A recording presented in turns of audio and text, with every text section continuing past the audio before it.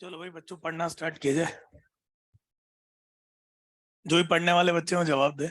हमारा जो last chapter था उसकी हेडिंग क्या थी? Evidences of organic evolution. अब पता है क्या होगा? ऑर्गेनिक एवोल्यूशन तो एज इट इज रहेगा। एविडेंस की जगह थ्योरीज आ जाएगी, तो क्या बन गई heading? Theories of organic evolution. तो लिखो भाई थर्ड चैप्टर, मॉड्यूल के हिसाब से third chapter.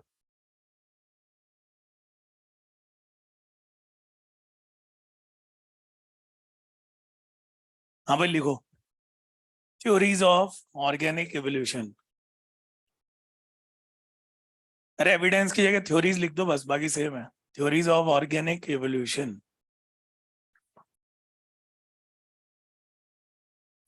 Where is your friend?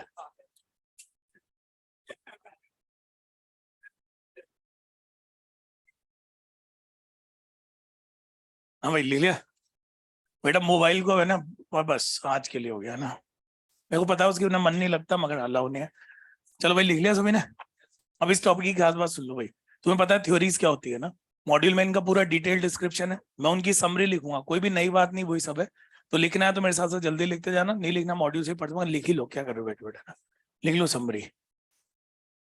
First number से शुरू करते हैं।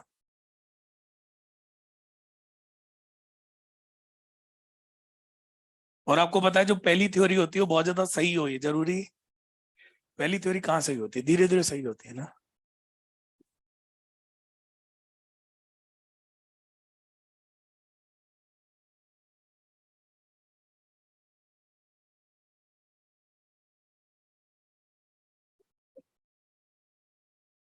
देखो हमने शुरू में क्या लिख दिया, it is not accepted now, ताकि आपको पता रहे इसमें जो है वो एक्सेप्टेड नहीं।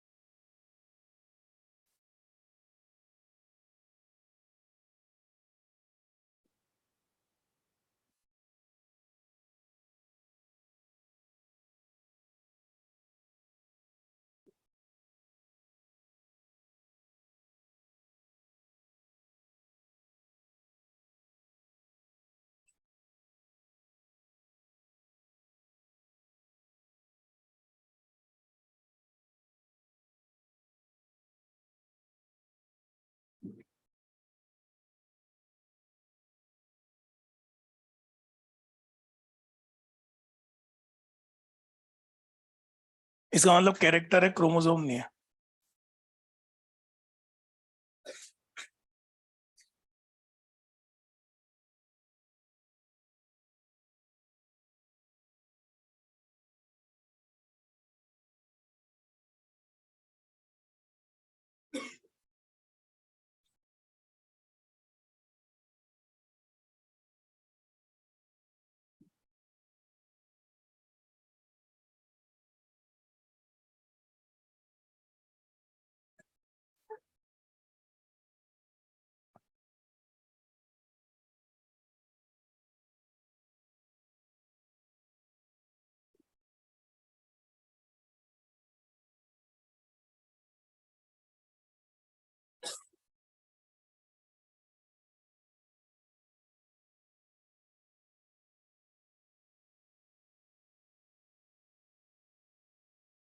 एक तो लेट आया, बातें और कर रहा है। पूछ रहा होगा क्या पढ़ा रहे हैं? फिजिक्स पढ़ा रहा हूँ, फिजिक्स।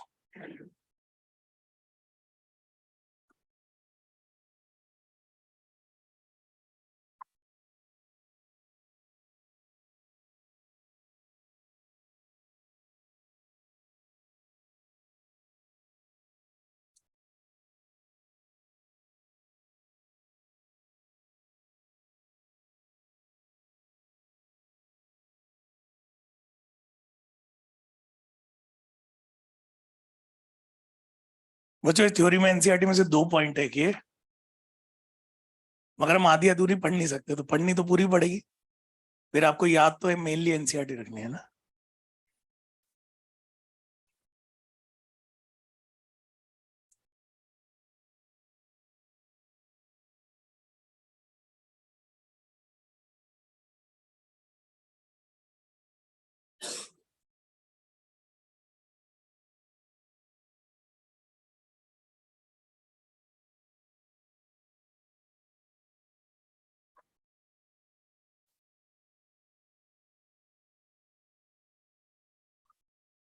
जितनी भी हम थ्योरी पढ़ेंगे उसके साथ ये जरूर आएगा।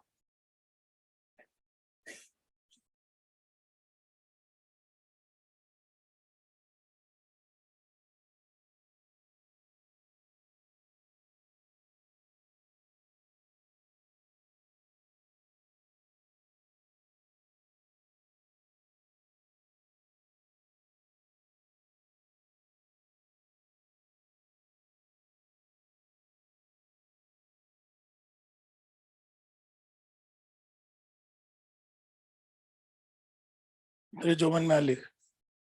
अरे कैरेक्टर है भाई, बताया तो था।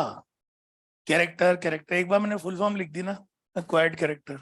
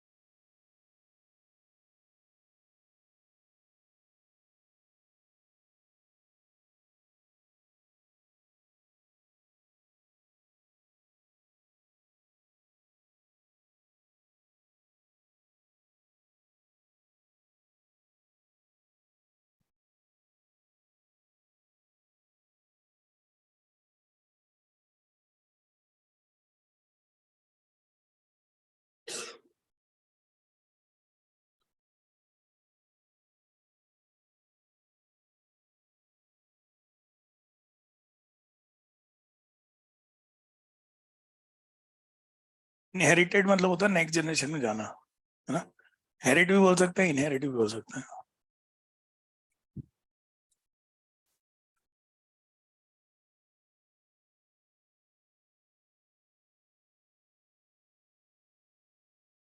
बेटा 4 मिनट लेट हो गया यार, तूने रिकॉर्ड बिगाड़ दिया यार।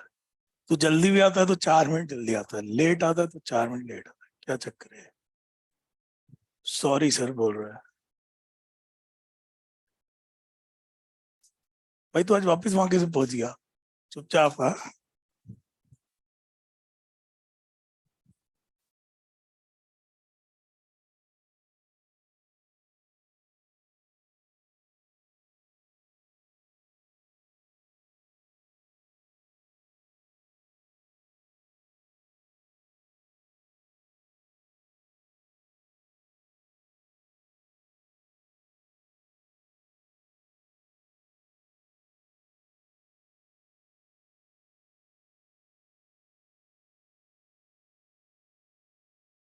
क्रिटिसिज्म समझते हो, क्रिटिसिज्म, आलोचना। जिस दिन तुम्हारा रिजल्ट आया नीट का है किसी का भी, घर पे सारे रिश्तेदारों को बुला के बैठ जाना, फिर जो होगा दैट इज क्रिटिसिज्म। समझ गए। कितने भी आए मार्क्स से मतलब नहीं होता है, कितने भी आओ। 720 में 720 आए बोले पेपर ही सिंपल था,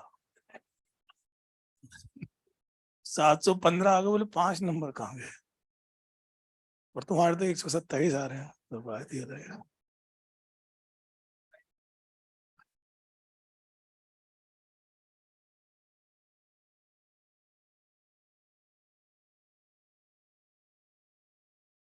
ठीक है पढ़े, स्पीड बढ़ाओ यार, देखो जल्दी जल्दी लिखो, बहुत लिखना है इसमें। और जो भी बच्चे मॉड्यूल से डायरेक्ट पढ़ रहे हैं अच्छी बात है, मैं तो सपोर्ट करता हूँ, मॉड्यूल पढ़ना चाहिए। मगर जब बैक पोर्शन होगा तो आपको जब रिवाइज करना होगा तो आपको पता होना चाहिए कहाँ कहाँ से, पूरा दोबारा रिवाइज करने में दिक्कत ना है, मैं ये कह रहा हूँ बस, है ना। तो उसमें मेन मेन चीजें टिक करते जाना साथ में।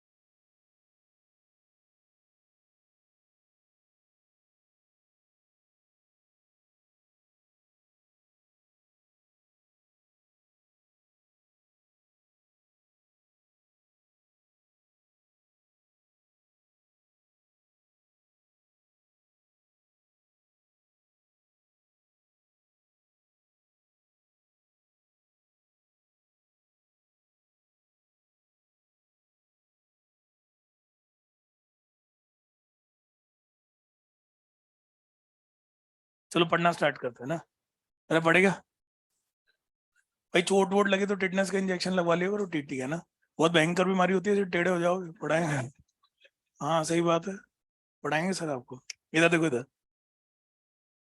बोलो। ओके हाँ सुनो। तो हमें यहाँ जो पढ़ना है भाई, देखो पहले तो ये चैप्टर तुम्हें समझाता हूँ, क्योंकि बिना समझे अगर ये चैप्टर पढ़ा तो अपन कहीं के नहीं रहते, समझ में नहीं आता हो क्या रहा है। तो एक बार सारी चीजें छोड़ दो, इधर देख लो, सुन लो, बोलो, रुक जा रहे इधर।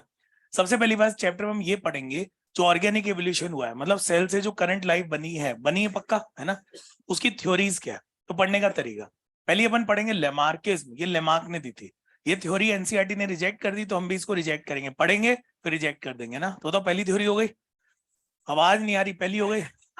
सेकंड आएंगे डार्विन, थ्योरी का नाम होगा डार्विनिज्म, वो बहुत बढ़िया थ्योरी होगी, कुछ कमियां होगी मगर अपन उसको रिजेक्ट नहीं करेंगे। तीसरे नंबर पे आएंगे ह्यूगो डिवरिस, वो एक म्यूटेशन थ्योरी देंगे, कौन सी, उसमें भी कमियां होंगी मगर वो भी सही है, रिजेक्ट नहीं करेंगे। टोटल थ्योरी कितनी, अब ध्यान से सुनना, लेमार्क को तो हटा दिया अपन ने, डार्विन और ह्यूगो डिवरिस के बीच में सबसे बड़ी लड़ाई पता क्या थी, पॉपुलेशन में जो बदलाव आते हैं ना, चेंजेस आते हैं, बताओ चेंजेस को वेरिएशन कहते हैं। ये वेरिएशन कैसे आते हैं, डार्विन बोलते थे ये वेरिएशन स्मॉल होते हैं जैसे क्रॉसिंग ओवर, म्यूटेशन वाले बोलते थे बड़े होते हैं जैसे कि म्यूटेशन। दोनों सही भी थे, दोनों गलत भी थे, क्योंकि तो दोनों चीजें होती है। तो हुआ क्या, एक साइंटिस्ट का ग्रुप आया, पूरा एक ग्रुप था, उन्होंने क्या किया, डार्विन की थ्योरी को बेस बनाया, ठीक है। उसमें से जो फालतू के पॉइंट थे वो हटाए, जो अच्छे पॉइंट थे वो रिटेन किए, कुछ पॉइंट म्यूटेशन से उठाए, कुछ पॉइंट अपनी तरफ से ऐड किए और एक नई थ्योरी बना दी, है ना। तो डार्विन नाम आना तो जरूरी था, और क्योंकि नई थी तो नियो वर्ड आ गया, तो थ्योरी का नाम नियो डार्विनिज्म। समझ में आ रहा है। तो टोटली चार चीजें पढ़ेंगे, पहला कौन, लेमार्क, सेकंड थर्ड म्यूटेशन ह्यूगो डिवरिस, है ना, और चौथा सबका मिक्सचर कौन, नियो डार्विन। तो ये आइडिया रखना एक बार दिमाग में, ऐसा ऐसा कुछ। आज अपन दो पढ़ेंगे, एक पढ़ेंगे लेमार्क और एक पढ़ेंगे डार्विन, सही बच्चों। अब लेमार्क से शुरू करते हैं ना। थ्योरी पढ़ते टाइम अपन उसकी कमियां नहीं निकालेंगे, अपन ये समझेंगे इनका क्या विचार था, फिर एंड में उसके हल खराब करेंगे ना, क्रिटिसिज्म में। तो पहले अपन ये समझेंगे कहना क्या चाह रहे थे ना। सबसे पहली बात, जो लेमार्क थे उन्होंने थ्योरी कैसी भी दी हो, सबसे पहले तो दी थी। तो जब भी क्वेश्चन आएगा कि किसने ऑर्गेनिक एवोल्यूशन को सबसे पहले समझाया, आंसर लेमार्क। बताओ एक क्वेश्चन सॉल्व हो गया भाई, क्वेश्चन पॉइंट ऑफ व्यू से पढ़ा करो हमेशा ना, तो एक क्वेश्चन हो गया सॉल्व। दूसरा दूसरा ये था, आज के टाइम पे एक्सेप्टेड है या नहीं है, एनसीईआरटी में लिखा है this conjecture is not accepted any मोर, तो एक्सेप्टेड नहीं है। दूसरा, इनकी थ्योरी का नाम भी तो होगा कुछ, है ना, तो क्या नाम था पढ़ो, theory of inheritance of acquired character. एक आप सबके लिए होमवर्क है, डार्विन और इनकी जो थ्योरी थी ना, उसमें किताबों का नाम था, वो नाम आपको मॉड्यूल से देख के खुद लिखना है। जैसे इनकी किताब का नाम था फिलोसफी जूलॉजी क्यू, सुनाई दे रहा है, और डार्विन की किताब का नाम था on the origin of species by means of natural selection. तो ये आप खुद ऐड कर लेना, मॉड्यूल से देख देख के कर लोगे। क्या कर रहा है, क्या बोला तू अभी, खड़ो, हाँ, उसकी तरफ देख के क्या बोला, कुछ तो बोला, क्या बोला जल्दी बता, ऐसा कैसा नाम है, यही बोला था क्या, क्यों तेरे कोई दिक्कत है, बैठ जा, जब मैं पढ़ाऊँ ढंग से पढ़ो, ऐसी हरकतें नहीं चाहिए ना। हाँ बच्चों पढ़ना शुरू करें, ओके। तो इनकी किताबों का नाम पढ़ लेना, तू मत पढ़ना, तेरे को पसंद नहीं है ना, ठीक है। अब आती इनकी थ्योरी क्या थी, दोनों की थ्योरी को समझने के लिए अपन सेम एग्जांपल लेंगे ताकि कंपैरिजन समझ में आ जाए। अपन जिराफ का एग्जांपल लेंगे, किसका, समझने के लिए ना। ये तो जिराफ की गर्दन लंबी होती है, सभी को पता है, और उसके फोर लिम्ब भी लंबे होते हैं, तो गर्दन भी लंबी, फोर लिम्ब भी लंबे। क्यों लंबे इन्होंने समझाने की कोशिश की थी वो कैसे है ना, ठीक है। इन्होंने कहा पहले जो जिराफ हुआ करते थे उसकी जो नेक थी वो कैसी थी, शॉर्ट, मतलब नेक की लेंथ कम थी, वो खुद भी छोटा था, ठीक है। हुआ क्या, जहां पे वो रहता था ना वहां पे हैबिटेट में कुछ बदलाव आए। क्या बदलाव आए, छोटे वाले पौधे खत्म हो गए, सिर्फ बड़े वाले पेड़ बच गए। ऐसा हुआ नहीं हुआ हमें नहीं पता, हम थ्योरी की बात कर रहे हैं, सुनाई दे रहा है। अब एक दिक्कत हो गई, उस पेड़ों तक पहुंचे कैसे, ऐसे समझो मैं तुम्हारा मोबाइल लूं और उस मोबाइल को यहाँ छुपा दूं, तुम उस तक पहुंचने के लिए ऐसे ऐसे कर रहे हो। तो ये बताओ पत्तियां खाने के लिए जिराफ को अपनी नेक को और फोरलिम्ब को स्ट्रेच करना पड़ा, तो वहां तक पहुंचने के लिए ऐसे ऐसे कोशिश करता था। और हर जनरेशन में इस कोशिश की वजह से उसकी नेक लंबी होती गई, लंबी होती गई, लंबी होती गई, और आज वाला जिराफ बन गया। ये इनकी थ्योरी थी, है ना। तो कहानी समझ में आई। अब एक एक करके पूरी कहानी समझते हैं, यहाँ शुरू करते हैं ना। इनके हिसाब से किसी भी इंडिविजुअल में जो कैरेक्टर डेवलप होते हैं, कोई भी न्यू कैरेक्टर जो डेवलप होते हैं, उसके 3 रीजन है। कितने रीजन, 3 रीजन है ना। बेटा पेंसिल से अगर खेल लिया हो तो पढ़ ले, पूरी थ्योरी समझाएगा मुझे दोबारा। लास्ट लेक्चर में गायब था तू वैसे भी, है ना। इधर देखो, सुनो, बोलू मैं, ध्यान से सुने यार। देखो मजाक ही नहीं हो रही भाई, मैं पढ़ा रहा हूँ तो सिंसियरली पढ़ना पड़ेगा ना। बच्चे कितने सिंसियरली बैठे हैं देखो उधर कोने में, है ना, उनसे सीखो। इधर देखो, तो कोई भी नया कैरेक्टर बनने के 3 रीजन है। कितने रीजन है, 3। इनके हिसाब से, मेरे हिसाब से नहीं। पहला, इन्होंने कहा हर ऑर्गेनिज्म में एक इंटरनल वाइटल फोर्स होता है। क्या होता है, कुछ नहीं होता है, इनको ऐसा लगता था। लोगों ने पूछा भाई करता क्या है, बोले सोचने दो, बोले हाँ अभी याद आ गया ना, ठीक है। तो इन्होंने कहा जो इंटरनल वाइटल फोर्स होता है उसका एक ही काम है, वो हर जनरेशन में जो ऑर्गेनिज्म है ना उनमें ऑर्गन के साइज को इंक्रीज करता है। यानी पिछले जनरेशन के कंपैरिजन में जो ये जनरेशन होगी, बताओ ऑर्गन साइज इंक्रीज होंगे। जैसे नेक की लेंथ बढ़ती जा रही थी, बढ़ती जा रही थी ना। Second, changing environment and new need. इसका एक एग्जांपल देता हूँ। मान लो पहले आपकी क्लास लगती थी ग्राउंड फ्लोर पे, मान लिया, तो पैरों की मसल कम काम आती थी। अब सडनली आपकी क्लास हमने 12th फ्लोर पे लगा दी, लिफ्ट तो हटवा दी सारी, है ना, ठीक है। तो वहां तक पहुंचने के लिए चलना पड़ेगा, पैर की मसल ज्यादा यूज होगी। तो ऐसे मान लो आपकी पैर की मसल ज्यादा डेवलप हो गई, ऐसा कुछ है ना, ठीक है। तो changing environment and new needs क्या हुआ, याद करो, जिराफ, जिराफ का एनवायरनमेंट चेंज हुआ, छोटे वाले पौधे खत्म, बताओ बड़े वाले पेड़ बचे रह गए। तो एनवायरनमेंट चेंज हुआ, नई नीड क्या है, गर्दन लंबी होनी चाहिए, तो उसकी वजह से गर्दन लंबी होनी स्टार्ट हो गई, है ना। ये तो सेकंड पॉइंट समझ में आया। सही गलत मत सोचो, ये सोचो इन्होंने क्या कहा था, बस वो पढ़ रहे अपन। तीसरा, एनसीईआरटी में गिवन है, पढ़ो क्या लिखा है। जिस पार्ट को ज्यादा यूज कर रहे हैं उसमें डेवलपमेंट ज्यादा, जिसको कम यूज कर रहे हैं उसमें डेवलपमेंट कम। और वो तो वेस्टिजियल हो जाएगा जो यूज नहीं कर रहे हैं। वेस्टिजियल ऑर्गन याद है, तो याद करो, जिराफ अपनी नेक को और फोरलिम्ब को ज्यादा यूज कर रहा था, वो ज्यादा डेवलप होती गई और उसकी लेंथ बढ़ गई। तो इन तीनों रीजन के कंबाइंड इफेक्ट की वजह से, 1 2 3, बताओ तीनों का कंबाइंड इफेक्ट आया, इससे ऑर्गेनिज्म में न्यू कैरेक्टर डेवलप हुए। क्या डेवलप हुए, अब डिजीज याद करो, इनेट और एक्वायर्ड पढ़ा है, तो बताओ ये कैरेक्टर लाइफ टाइम में डेवलप हुए तो क्या होंगे, एक्वायर्ड, याद है क्या। तो इन कैरेक्टर को इन्होंने क्या बोल दिया, एक्वायर्ड कैरेक्टर। अब यहाँ पे हुआ सबसे बड़ा ब्लंडर, इन्होंने कहा जो भी कैरेक्टर एक्वायर होते हैं वो नेक्स्ट जनरेशन में इनहेरिट हो जाते हैं। इसमें गड़बड़ है, एग्जाम्पल देता हूँ। आप जिमिंग बहुत करो, भयंकर जिमिंग कर रहे हो आप, है ना, अरे सुनाई दे रहा है, आपने बाइसेप ट्राइसेप्स पता नहीं 6 पैक बना ली, सब बना लिए ना। ये बताओ ये कैरेक्टर, सुन तो लो, ये सारे कैरेक्टर एक्वायर्ड कैरेक्टर की कैटेगरी में आएंगे, बच्चों में ट्रांसफर हो जाएंगे। तो इनके हिसाब से जितने भी कैरेक्टर है बच्चों में ट्रांसफर हो जाने चाहिए, यानी आपके बच्चे जब भी पैदा होंगे 6 पैक ले पाना। तो अगर ऐसा होता तो सारी जनरेशन के लिए एक्सरसाइज एक से ही करवा लो, बोले तू कर ले आगे तक। नहीं, ये बताओ गड़बड़ समझ में आ रही है। तो यहाँ थोड़ी सी गड़बड़ हो गई ना। इन्होंने बोला जो भी कैरेक्टर एक्वायर होते हैं वो सारे क्या हो जाते हैं, इनहेरिट। ऐसा जरूरी, मगर इन्होंने करवाया। और तो सुनो, हर जनरेशन में थोड़े थोड़े चेंज आते रहेंगे। जैसे जिराफ की गर्दन एक जनरेशन में लंबी हो गई थी क्या, अरे धीरे धीरे हुई थी। तो ये जो कैरेक्टर इनहेरिट हो रहे हैं ना, हर जनरेशन में ऐड होते जाएंगे, होते जाएंगे, होते जाएंगे। और अगर आप बहुत सारी जनरेशन के बाद ओरिजिनल पॉपुलेशन को नई पॉपुलेशन से कंपेयर करोगे तो बिल्कुल नई हो जाएगी। तो ऐसा लगेगा क्या बन चुकी है, न्यू स्पीशीज।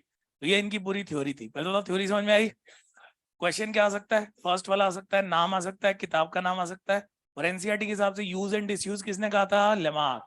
अरे सिंपल है। एग्जाम्पल, एनसीईआरटी में इसका सिर्फ एक एग्जाम्पल है भाई, इधर देखो, इधर सुनो, पढ़ो क्या लिखा है, एंड 4 लिम्स ऑफ जिराफ। ये पता है ना सभी को, ये याद करना है। तो एनसीईआरटी तो कवर हो गई अपनी, है ना, थोड़ा थोड़ा एक्स्ट्रा पढ़े, ठीक है। इनके विचार बता रहा हूँ, मेरे नहीं। कभी आपने बतख देखी हो या कोई एक्वाटिक बर्ड्स देखे हो, तो बतख को पकड़े बाहर निकलो, इधर आ, बोले क्या करो, बोले पैर दिखाओ।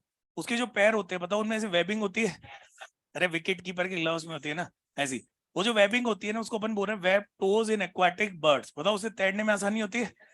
तो इनका ऐसा मानना था, पहले नहीं थी वो, उनके अंदर एक नीड अराइज हुई कि वेबिंग होती तो कितना बढ़िया रहता है ना, समझ लो। तो धीरे धीरे उन्होंने अपने पैरों को स्ट्रेच किया और हर जनरेशन में वेबिंग बनती गई भी पूरी डेवलप हो गई है ना, ठीक है। ऐसा हुआ नहीं हुआ, हमें क्या करना है, इन्होंने कहा, सुनाई दे रहा है। नेक्स्ट देखो, लॉस ऑफ लिम्स इन, किसी को टेट्रापोडा याद है? एनिमल डाइवर्सिटी, मैं जिससे पूछूंगा वो बताएगा भाई साहब टेट्रापोडा, मना किया बाहर। टेट्रापोडा बता, व्हाट इज टेट्रापोडा? 4 पैर होते हैं, गुड। कौन कौन आता है इसमें? कौन कौन सी क्लास आती है, जल्दी बोलो। कहाँ है तेरा ध्यान, कहाँ है?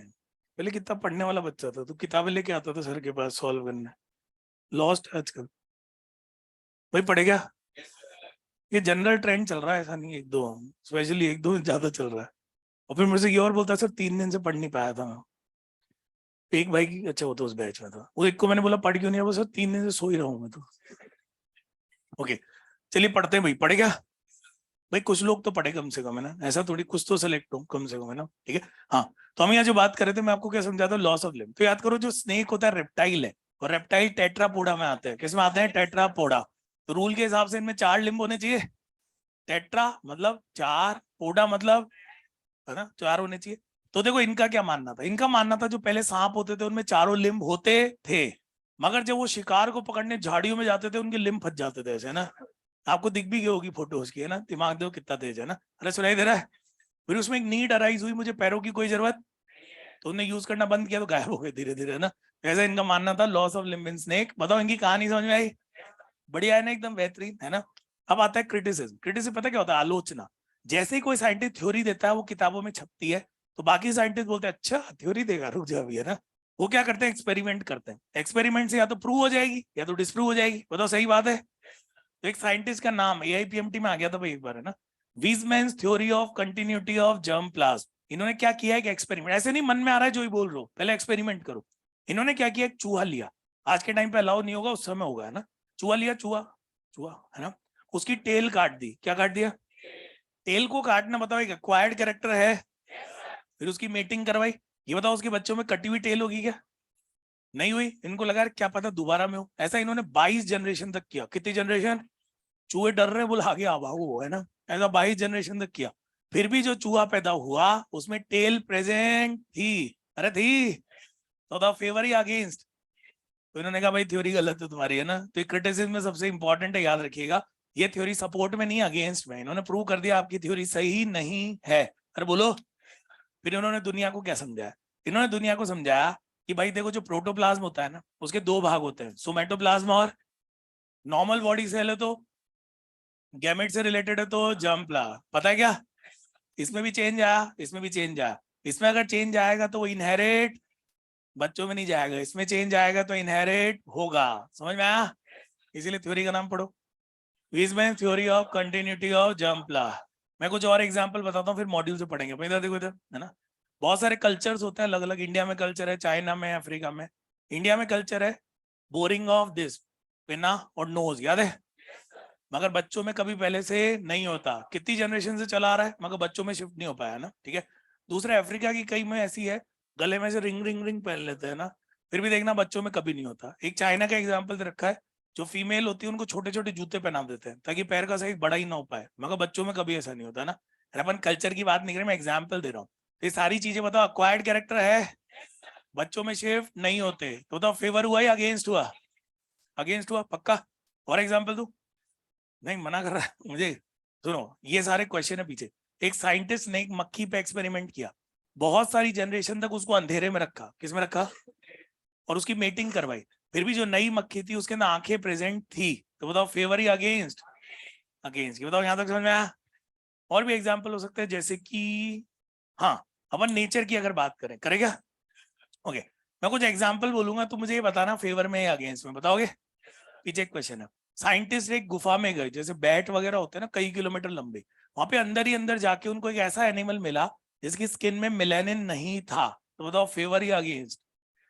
ये तो फेवर में आ गया है ना। अरे क्योंकि मेलानिन क्यों नहीं था? क्योंकि लाइट ही नहीं थी।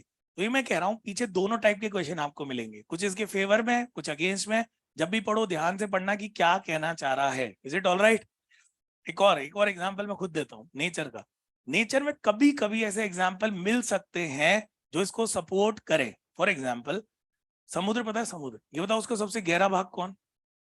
मैरीना ट्रेंच है, मतलब बहुत किलोमीटर गहरा। तो जब इतने किलोमीटर गहरे आप जाते हो ना, वहां पे आपको ऐसे स्पेसिमेन और ऐसे एनिमल मिलते हैं जिनमें आईज ही नहीं है। क्यों नहीं है? क्योंकि लाइट ही नहीं है। तो बताओ कहीं ना कहीं फेवर में जा रहा है। मगर दिक्कत पता है क्या? साइंटिस्ट इतनी सी जनरेशन में ये करने की कोशिश कर रहे हैं। ये सब करने के लिए आपको करोड़ों साल चाहिए। सुनाई दे रहा है? तो हो सकता है तब जाके बात सही प्रूव हो जाए, मगर वैसे तो हम यही मानेंगे कि एक्सेप्टेड थ्योरी नहीं है। तो जब क्वेश्चन मिले तो लैंग्वेज ध्यान से पढ़नी है। Is it all right? Module पे आ जाओ एक मिनट के लिए। 106 ही है ना? यस। लास्ट की 2 लाइन को इंपॉर्टेंट मार्क करके पढ़ लो बच्चों। इस चैप्टर में इंग्लिश में मत अटकना, समझने की कोशिश करना क्या क्या रहा है। लास्ट की 2 लाइन ब्लू वाली, और ऊपर जिराफ का example. Driven by use and disuse, मतलब कहना चाह रहा है it is based on use and disuse. Page number 106 ही है ना? किसका बैग लिया है? अच्छा, असिस्टेंट डॉन। अरे लास्ट की 2 लाइन समझ में आई? नीट में यही आएगी, लिखी हुई आएगी तो, है ना? तो ड्रिवन मतलब ऐसे मान लो based on use and disuse. किसने दिया था? Lamarck. And this conjecture is not accepted any more, मतलब एक्सेप्टेड नहीं है, गया ये तो, है ना? और जिराफ का एग्जाम्पल पढ़ लो एक बार, पास में रखा है ब्लू से। पढ़ने का तरीका सब पढ़ो, एंड में एनसीईआरटी याद कर लो, समझो पूरा एनसीईआरटी याद करो।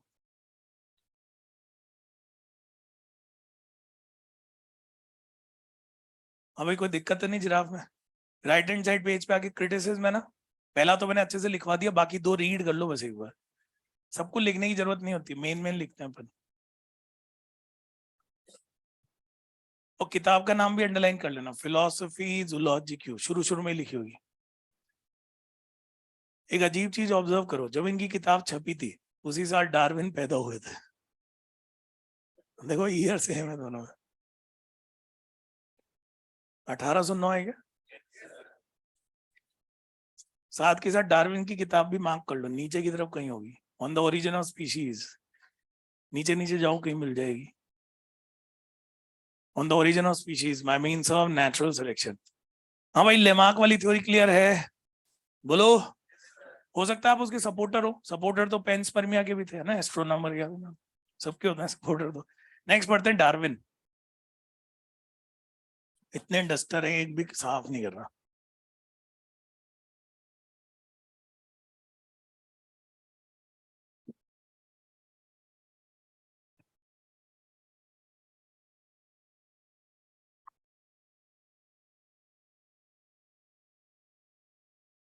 मिटा दूं? चलो बातें ना करें, लिखे। ये थोड़ी इंपॉर्टेंट थ्योरी है भाई। जिसको नहीं लिखना है वही बातें मत करो, बैठ के पढ़ो, डिस्टर्बेंस नहीं चाहिए।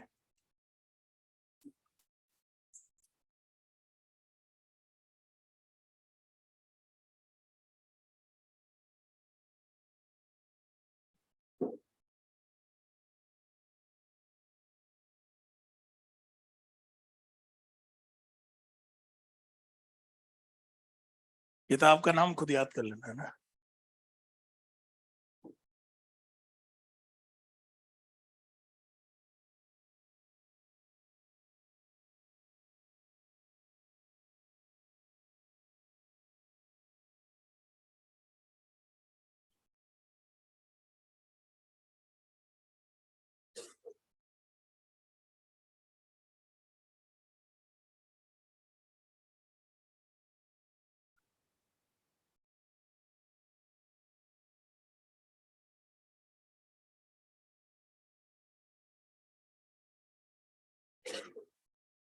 यार अब मिटाना पड़ेगा इसको, है ना?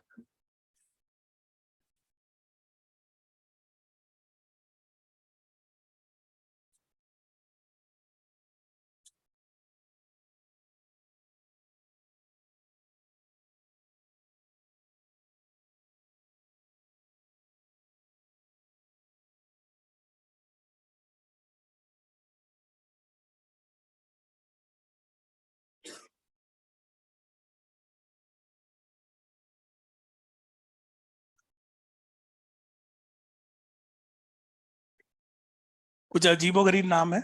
मले archipelago, archipelago is group of islands. बेटा उससे मत लड़े, उसको कुछ नहीं पता, लड़ो नहीं। क्या हो, कोई रीजन, कोई बहुत ही महत्वपूर्ण बात? पढ़ाई की बात तो नहीं है ना? हाँ चाहिए बोलो, लिखो।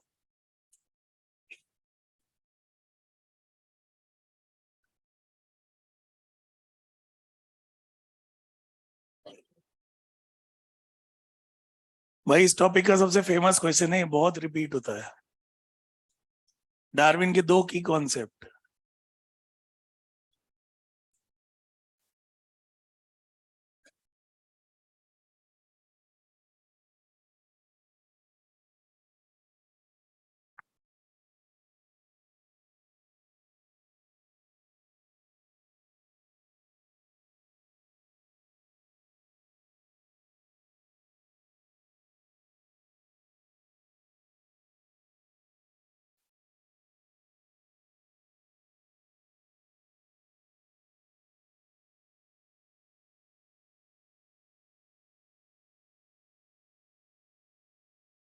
इसको देख के बताओ किसके ऐसा दिख रहा है, डाइवर्जेंट या कन्वर्जेंट? तो डार्विन साहब डाइवर्जेंट के फेवर में थे। कॉमन एंसेस्ट्री, एक कॉमन एंसेस्टर थे, वो कितनी स्पीशीज बन गई है ना। होमोलॉगी, सही करो। ये इनके की कॉन्सेप्ट हो गए। अब ये इनकी डिटेल में थ्योरी है, उसकी मेन मेन पॉइंट लिख रहा हूँ।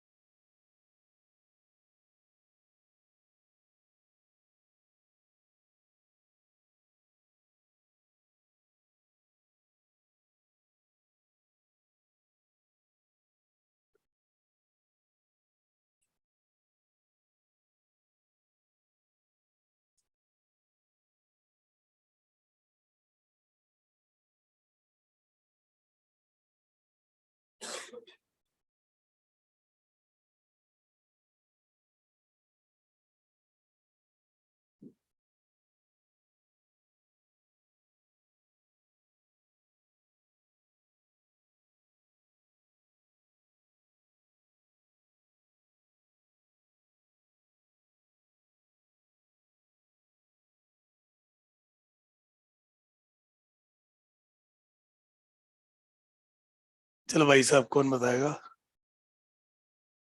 आपने अपने आपके पीछे वाले भाई साहब, लाइन का मतलब समझो।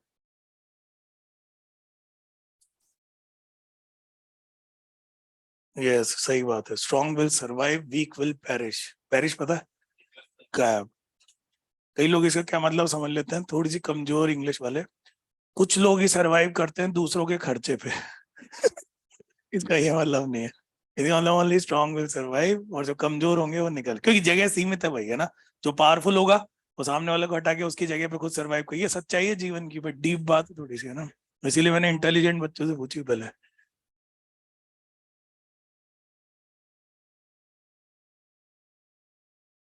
जो बच्चे क्लास में लॉस्ट होते हैं उसके दो रीजन है। पहला रीजन होता है उनको नहीं पढ़ना, दूसरा रीजन होता है उनको सब आता है, उनको लगता है तो मुझे पहले से ही आता है ना। तो समझ जा तेरा क्या रीजन है, खुश हो रहा है मन में ना।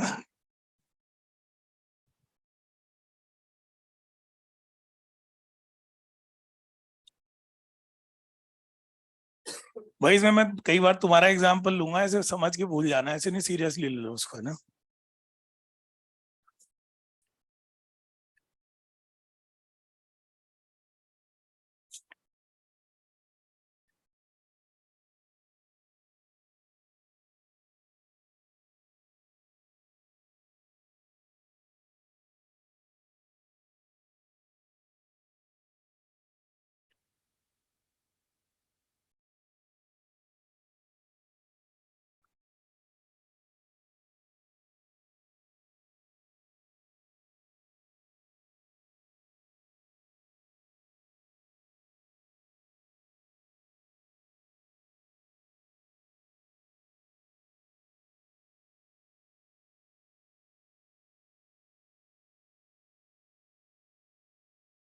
जो मैं ब्लू से लिख रहा हूँ उस पर क्वेश्चन है ना।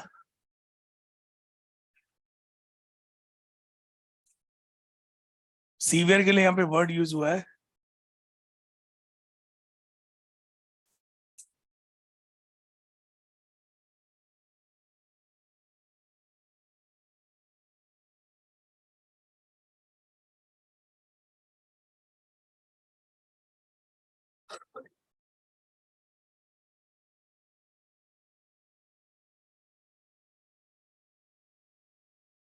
पोटेंट का मतलब यहाँ पे पावरफुल है और एक्यूट का मतलब सीवियर है। ये स्ट्रगल वैसे तो इकोलॉजी का टॉपिक है, यहाँ थोड़ा बहुत पढ़ेंगे अपन, है ना। Struggle for existence.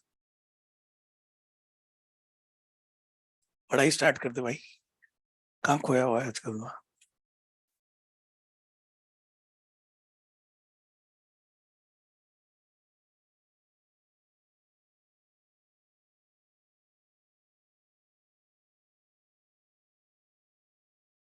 एक कहीं पे रिसर्च हुआ था दुनिया में, पता नहीं कहाँ हुआ था, मैंने नहीं बनाया, मैं झूठ नहीं कर रहा हूँ। उसमें ये प्रूव हुआ था कि जब आप कुछ को लिखते रहते हो तो आपको बेटर समझ में आता है। चाहे कुछ भी लिखो, ऐसे हाथ चलते रहना चाहिए, बैठे बैठे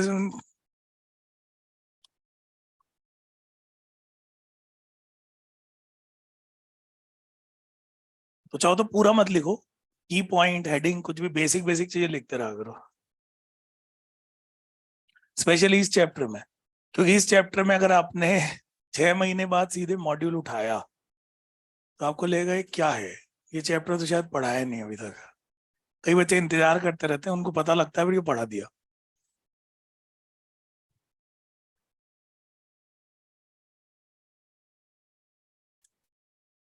हाँ भाई, लिख लिया क्या? लिखो। ये मीटिंग लिखा हुआ है, ये मोस्ट सीवियर लिखा हुआ है, सीवियर के लिए एक्यूट, मोस्ट पोटेंट, पोटेंट का मतलब पावरफुल, और एनवायरमेंटल तो पता ही है आपको। ये बताओ, स्पीशीज और एनवायरमेंट की अगर लड़ाई होगी कौन जीतेगा? नेचर ऑलवेज विंस, है ना।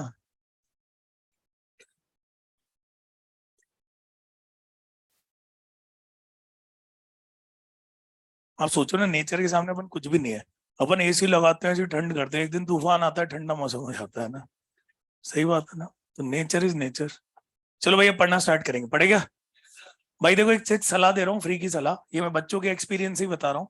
मैं हर पॉइंट समझाऊंगा, ठीक है। कोई भी ऐसा पॉइंट आपको लगे जो अभी तो समझ में आ गया मगर आपको एक खतरा हो कि बाद में भूल सकते हैं, तो घर जाके जो मैंने बोला उस कहानी को अपने शब्दों में लिख लिया करो। तुम लोग सुन रहे हो? क्योंकि नीट आपको अगले साल देना मई में, और हो सकता है तब तक वो बात साफ। तो कई ऐसे पॉइंट है, फॉर एग्जाम्पल दिस, कि मैंने क्यों लिखा, मैं भी समझा दूंगा। हो सके तो घर जाके उनको अपने शब्दों में लिख लो साइड में छोटा सा, ताकि जब भी रिवाइज करो आपको याद आ जाए क्या बोला था। बाकी वीडियो तो रहते ही आपके पास, हमेशा के लिए रहते हैं कि वीडियो, मतलब अगले साल मई तक भी रहेंगे ना। चलो ये बढ़िया चीज है ना। यहाँ शुरू करते हैं भैया ना। हम पढ़ रहे हैं सेकंड थ्योरी, मैं पूछूंगा भाई क्वेश्चन, सामने सीधे बैठ जाओ। पहली थ्योरी क्या थी? लेमार्क। बताओ, वो तो रिजेक्ट हो गई, तो उसको कंपेयर नहीं करेंगे अपन, वो तो रिजेक्टेड है ना, ठीक है। थोड़ा बहुत करेंगे तो करेंगे। हम पढ़ रहे हैं थ्योरीज ऑफ ऑर्गेनिक एवोल्यूशन, याद है क्या? सेकंड थ्योरी पढ़ रहे हैं। सेकंड थ्योरी डार्विन ने दी थी। पहले मैं आपको क्वेश्चन बताता हूँ, क्वेश्चन क्या क्या बन सकते हैं ना।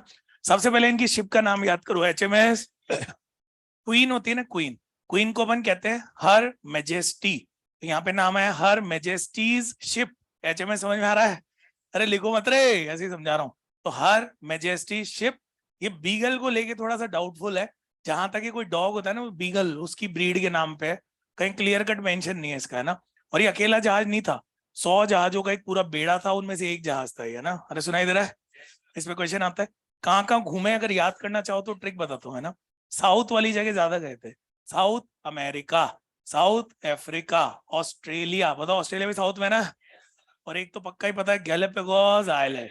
तो डार्विन साहब पूरे पढ़ लेना, इनको मत छोड़ना भाई, थोड़े महत्वपूर्ण फिगर है ना। सुनाई दे रहा है? नेक्स्ट, ये 3 साइंटिस्ट से सबसे ज्यादा इन्फ्लुएंस थे।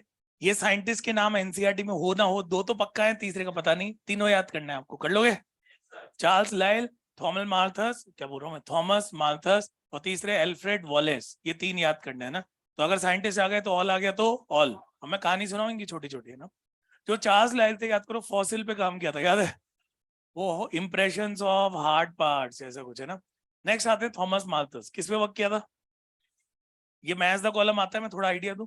इन्होंने ये बात बताई थी कि पॉपुलेशन की जो ग्रोथ होती है ना, वो रिसोर्सेज के कंपैरिजन में फास्ट होती है। मतलब आपकी कंट्री में जो कल्टीवेशन हो रहा है उस अरे क्रॉप उगा रहे हो, उसके कंपैरिजन में पॉपुलेशन ज्यादा तेजी से बढ़ती है, इसलिए भुखमरियां फैलती है ना। बाद में वो ग्रीन रेवोल्यूशन आके सब कंट्रोल में आ गया, इन्होंने ऐसा कुछ कहा था ना, ठीक है। ये कौन है? वॉलेस। भाई देखा जाए ना, अगर इनके बारे में आप पढ़ोगे तो ये डार्विन के इक्वलेंट नहीं तो डार्विन से भी ज्यादा इंटेलिजेंट थे, मगर कई लोग फेमस नहीं हो पाते बेचारे ना, ठीक है। तो इन्होंने मलय आर्कीपेलागो में भी काम किया था। ये कहाँ पे? अब याद करो, ऑस्ट्रेलिया याद है?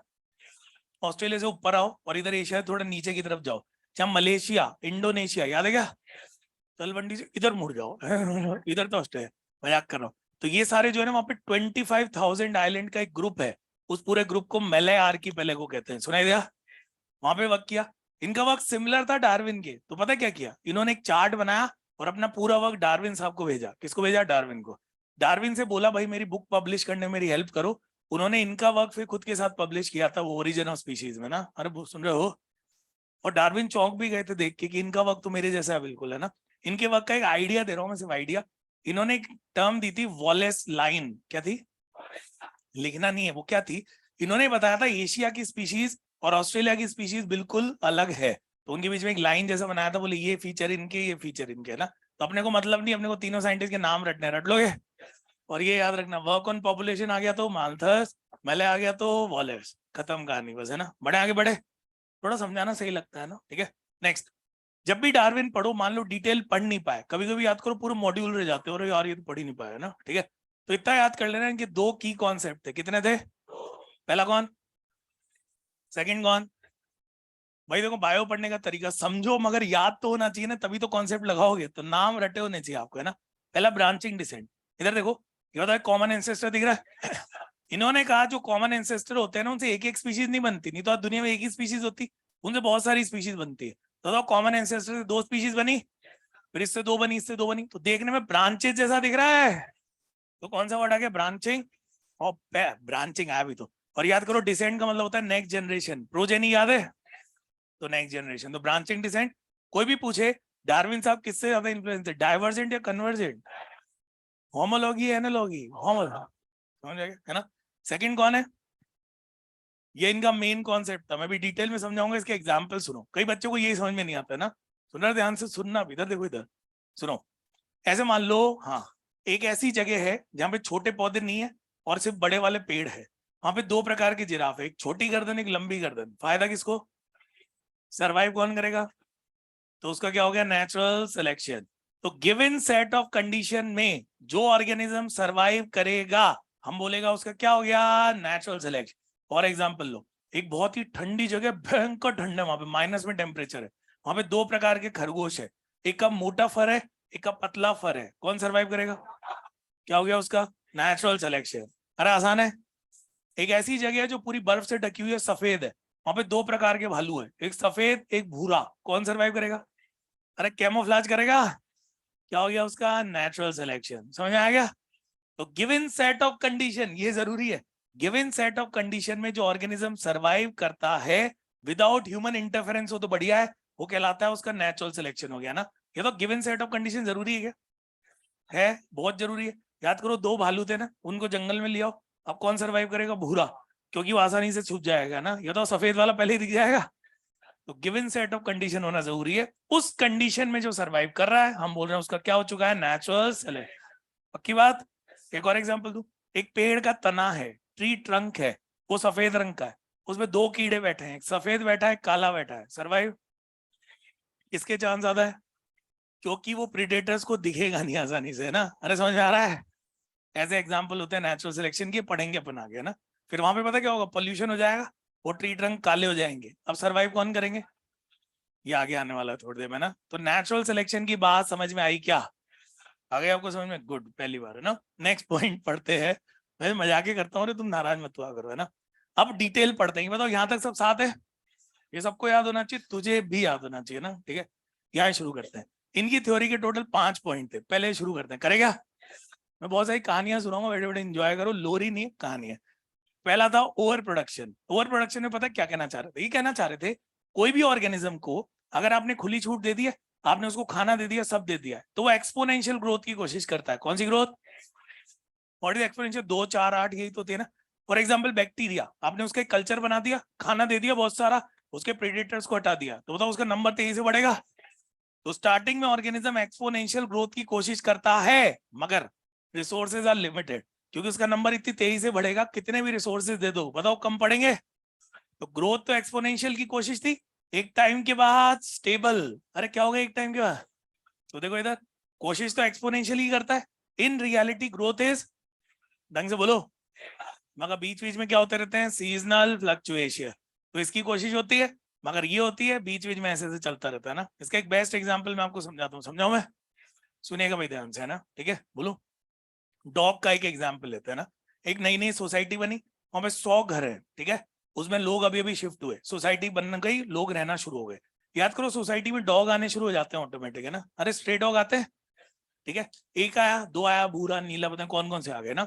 धीरे धीरे उनका नंबर बढ़ रहा है, बढ़ रहा है, बढ़ रहा है, आप देख रहे हो 1-2 साल में नंबर बढ़ रहा है, बढ़ रहा है, बढ़ रहा है, बढ़ रहा है, 10 पे जाके स्टेबल हो गया। कितने पे स्टेबल?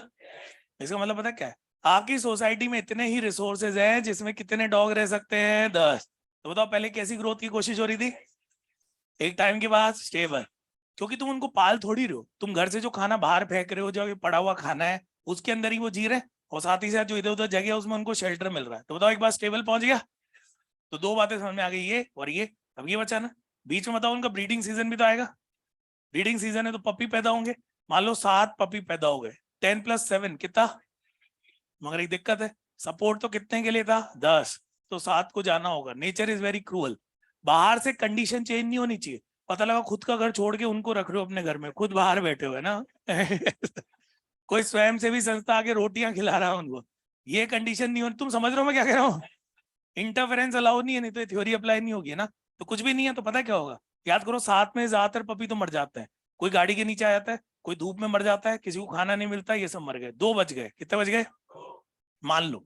अब इसका रीजन भी हो सकता है उनमें कुछ इनबिल्ट वेरिएशन हो जो उनको बचा रहे हो सकता है बाय चांस बाय लक भी, कुछ भी हो सकता है दोनों में से ना। टोटल बचे 2, बताओ अभी भी 12 हैं। अब उस ग्रुप को डिसाइड करना पड़ेगा कि 2 किनको बाहर निकालना है ना। तो जनरली पता है ग्रुप क्या करता है, जो कमजोर है, जो बहुत ज्यादा बीमार हो चुके हैं, बोले निकलो टाइम आ गया तुम्हारा, है ना, तो सही बता रहा हूँ, उनको वहां से हटा दिया जाता है। बुजुर्गों का भी नंबर लग सकता है इसमें ना, तो जो स्ट्रॉन्ग वाले उनको रखा जाता है, बाकी 2 को बाहर निकाला, फाइनली उनका नंबर 10 के आसपास पहुंच जाता है ना। मतलब फिर से 10 पे स्टेबल हो गया। नेचर ऐसा ही है भाई, नेचर इज वेरी क्रूअल, है ना, ठीक है। वो ये नहीं देखता मेरे पैर में लग रही, बोले अच्छा रुक जा चलो। ये बात याद रखना, ओवर प्रोडक्शन है ना। आप देख लो कभी डिस्कवरी पे देखना, किसी ग्रुप में जो सबसे कमजोर होता है शेर उसी पे पहले अटैक करता है, और बहुत रेयर चांस होते हैं कोई उसको बचाने के लिए रुके, कभी कभी रुकते हैं, नहीं तो जनरली बोले पीछे रह गया, खा गए उसको, है ना, यही चलता है। तो अपने को पता लग गया organism try for exponential growth, in reality it is stable, बीच बीच में क्या आते हैं, सीजनल। अब इसकी बात एकदम सही प्रूव होने वाली जिसने समझाई थी ना। इसका मतलब बताओ दुनिया में रिसोर्सेज लिमिटेड है, जगह लिमिटेड है, तो उसमें कुछ लिमिटेड लोग ही सरवाइव कर सकते हैं, इसीलिए लिखा हुआ है क्या, only few survive on the expense of.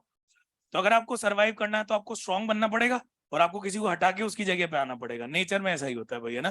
तो सेकंड पॉइंट इसी पे आधारित है, पढ़ना एक बार, स्ट्रगल फॉर एग्जिस्टेंस। तुम्हें मेरी बातें समझ में आ रही है? स्ट्रगल फॉर एग्जिस्टेंस, एग्जिस्ट करने के लिए स्ट्रगल करना जरूरी है भाई। अपन ऐसे बात नहीं कर रहे हैं डॉग को घर में पाल रहे हैं, उसके लिए पेडिग्री आ रहा है, विदेश से पानी मंगा रहे हैं, उसकी बातें नहीं हो रही, अपन जनरल बातें कर रहे हैं ना, ठीक है। तो स्ट्रगल फॉर एग्जिस्टेंस हो रहा है, ये पॉइंट क्लियर, ये समझ में आ गया। अब 3 टाइप के स्ट्रगल है भाई, तो अपने को क्वेश्चन सॉल्व करना है, इधर देख लो, इधर 3। एक बार डिस्टर्ब करूंगा, कोई पंखे बंद कर दो यार, किसी को बटन पता हो, तेरे को पता है जब बंद करेगा, लाइट बंद हुई तो आप ही ध्यान दूंगा, बहुत डिस्टर्ब कर रहे हैं, वो तो चलने दो, एक बार उसको आ जाने दो यार। स्ट्रगल पढ़ लो, स्ट्रगल 3 प्रकार के स्ट्रगल, गजब यार।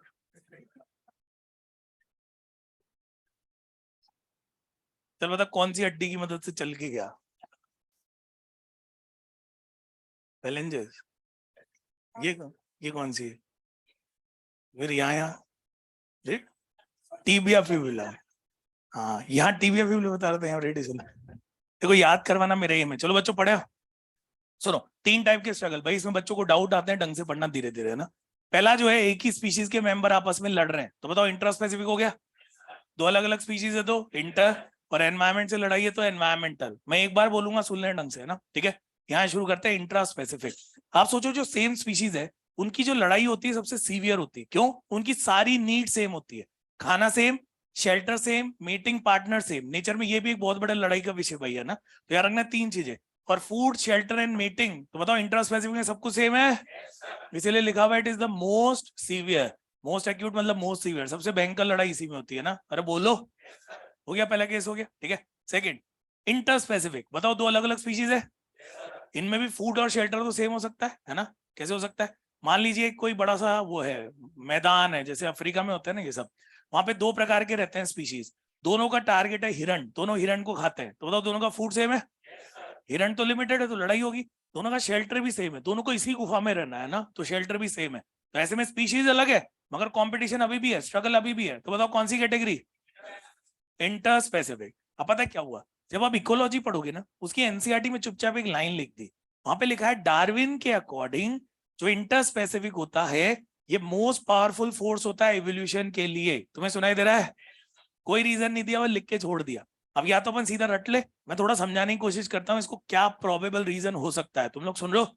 सुनना भाई, दो अलग अलग स्पीशीज ध्यान से, एक ए स्पीशीज है एक बी स्पीशीज है ना, दोनों का टारगेट है हिरण को खाना है, दोनों को उसी गुफा में रहना है, ठीक है। बताओ दोनों में लड़ाई होगी, अब ज्यादा पावरफुल कम पावरफुल तो होगा, सेम तो हो नहीं सकते।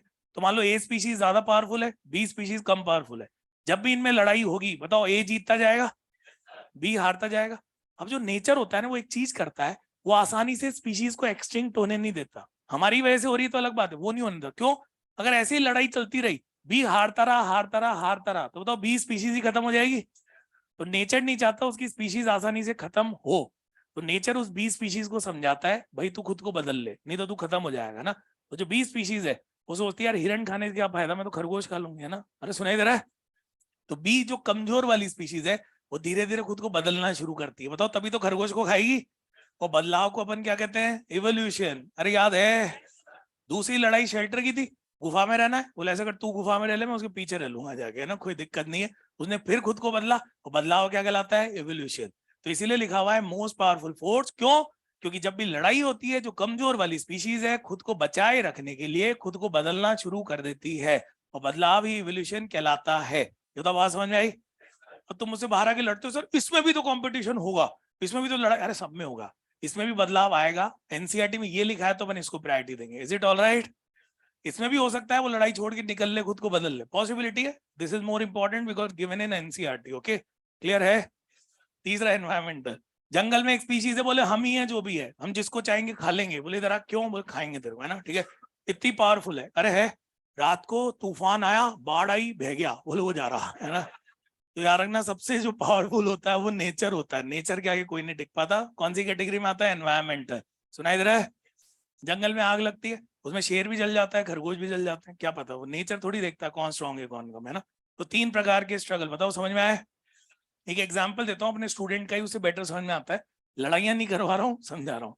इंट्रा स्पेसिफिक, आप सबकी अगर बात करें, आपका टारगेट है नीट, बताओ सीटें लिमिटेड है, कौन सा स्ट्रगल है? अरे इंट्रा है ना, इंट्रा स्पेसिफिक है। अब आप सोचो कुछ लोग इंजीनियरिंग की तैयारी भी तो कर रहे हैं, उनका टारगेट क्या है? इंजीनियरिंग, वो भी इंट्रा स्पेसिफिक। तुम डॉक्टर बन गए, वो इंजीनियर बन गए, तुमने डॉक्टरी कंप्लीट कर ली, उन्होंने इंजीनियरिंग कंप्लीट कर ली, कर लिया। दोनों ने डिसाइड किया हम आईएएस की तैयारी करेंगे, तो बताओ दो अलग अलग स्पीशीज आपस में भिड़ रही है, कौन सा हो गया?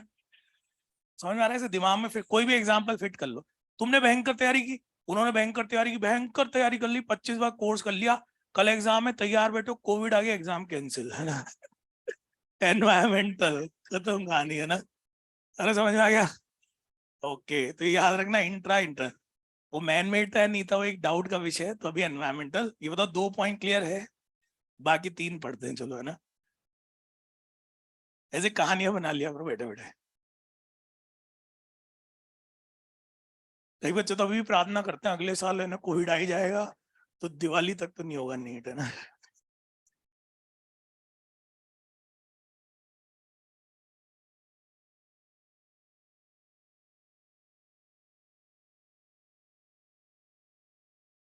भाई टाइम पे होता है तो सिलेक्शन के चांस ज्यादा होते हैं, सही बता रहा हूँ। चलो पढ़ते हैं next, third point.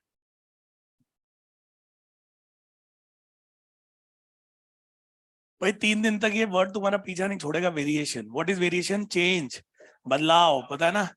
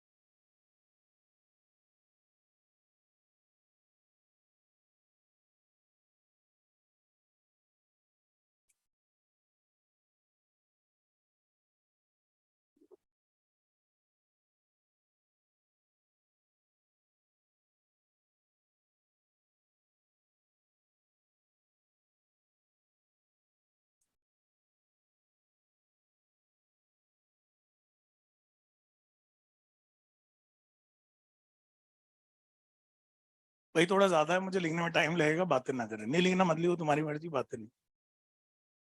Small, gradual and directional, देख रहे हैं तीनों वर्ड। चलो पढ़ने की ट्रिक बताओ। क्रॉसिंग ओवर सुना है? सुना है ना?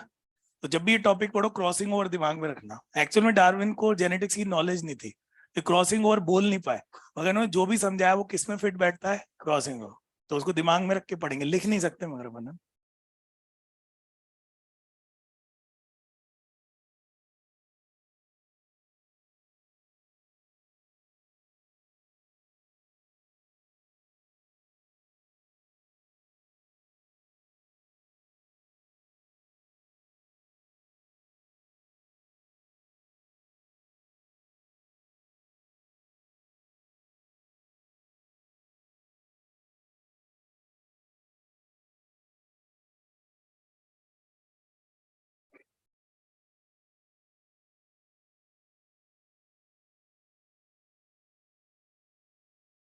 जो वर्ड मैंने स्टार्टिंग में समझाया था, देखो अब आया उसका नंबर।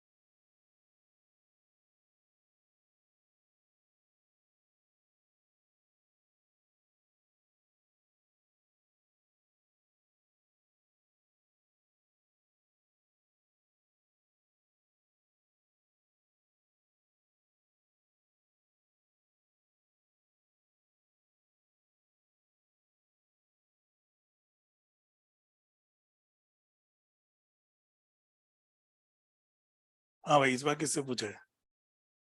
इसका मतलब बताओ, लीव मोर प्रोजेनी। अपने बच्चों को छोड़ देता है, ज्यादा बच्चे पैदा करता है। सुना इधर है? तो ऐसी इंग्लिश ना लगाए, अपने ज्यादा बच्चों को छोड़ देता है। नहीं, ऐसी हरकतें की जाती है, एलन प्लस पे इसलिए कह रहा हूँ मैं। आमने सामने तो करते नहीं, उनको डर होता है।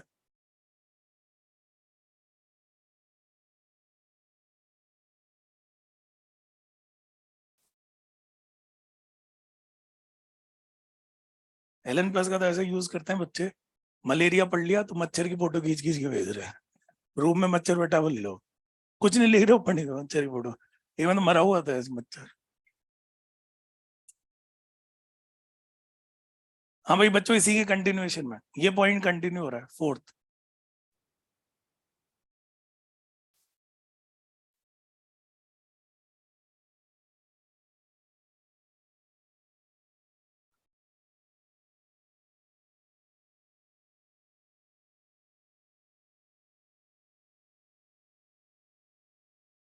डार्विन के कॉन्सेप्ट एकदम क्लियर थे। उनके हिसाब से फिटनेस का सिर्फ एक मतलब था, रिप्रोडक्टिव फिटनेस।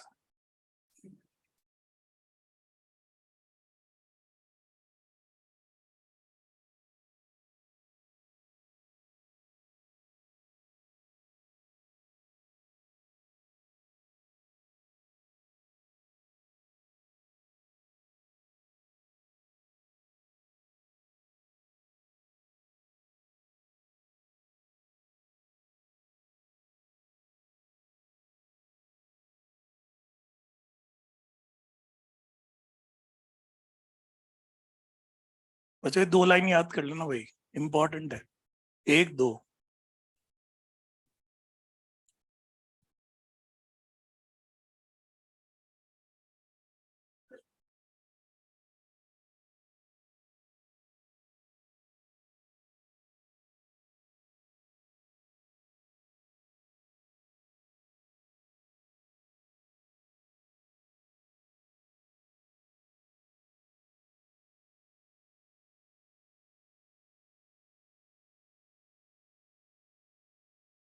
क्या हुआ?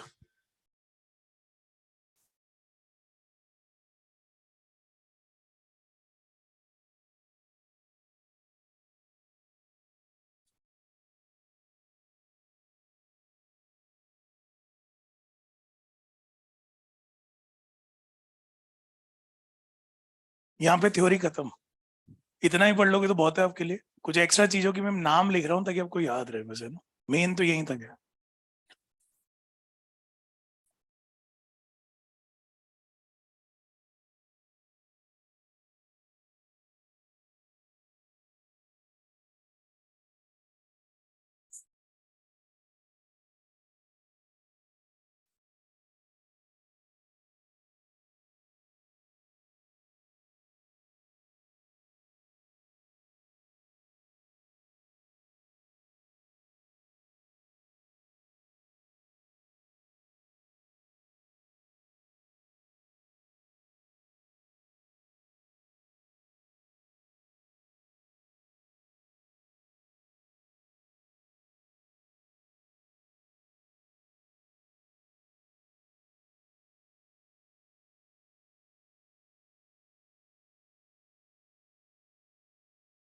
कर ले, बातें कर ले। और आखिरी बार बाल कब सेट किए थे? बाल कब बनाए थे आखिरी बार?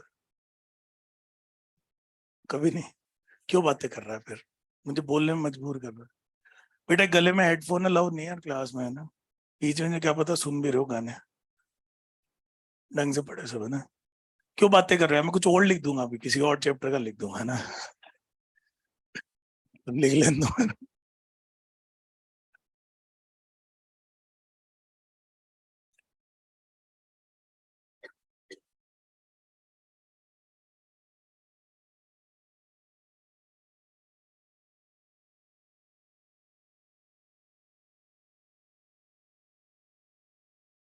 भाई ये दो थ्योरी इन्होंने एक्स्ट्रा दी थी।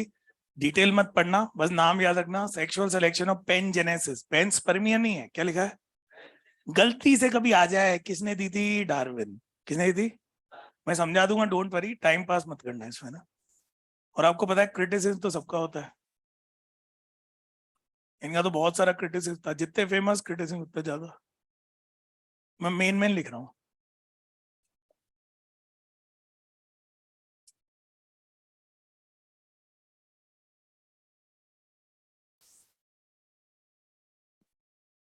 इनकी सबसे बड़ी कमी जेनेटिक्स की नॉलेज नहीं थी।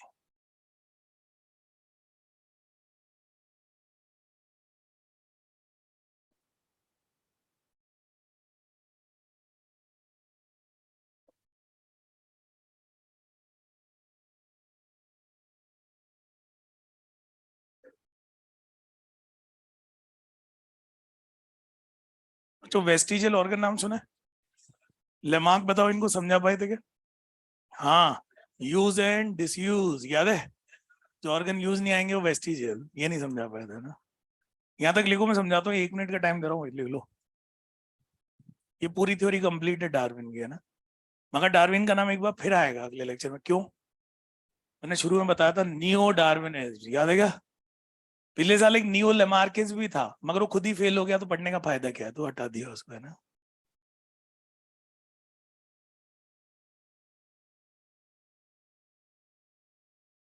यार एक वो पढ़ने वाला छात्र गायब है, जिसके हॉस्टल में एक दिन खाना खत्म हो गया था। आता है क्या वो? किसी भी लेक्चर में नहीं आ रहा। कल आया था, खाना बन नहीं पाया शायद, चावल लेने गया। क्या नाम है उसका?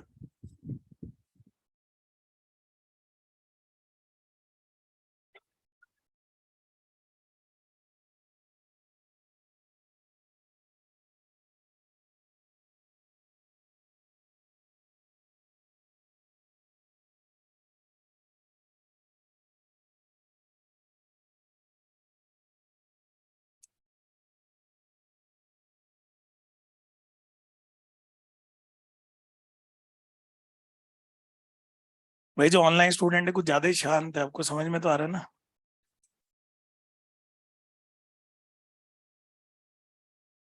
सो तो नहीं गए कहीं ऑन करके?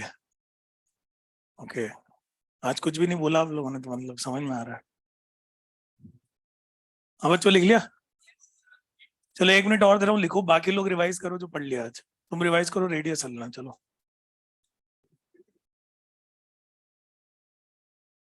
मेन एम है तुझे याद हो जाना चाहिए, अब याद हो गया ना, हाथ में कौन सी हड्डियां, पैर में कौन सी है ना।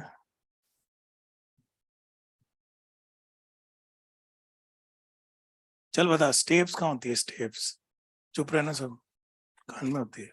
और कौन कौन सी होती है कान में?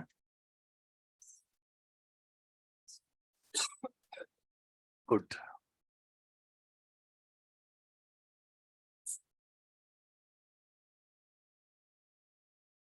आज वो नहीं आया यार अपना तुम्हारा दोस्त, गायब है ना वो।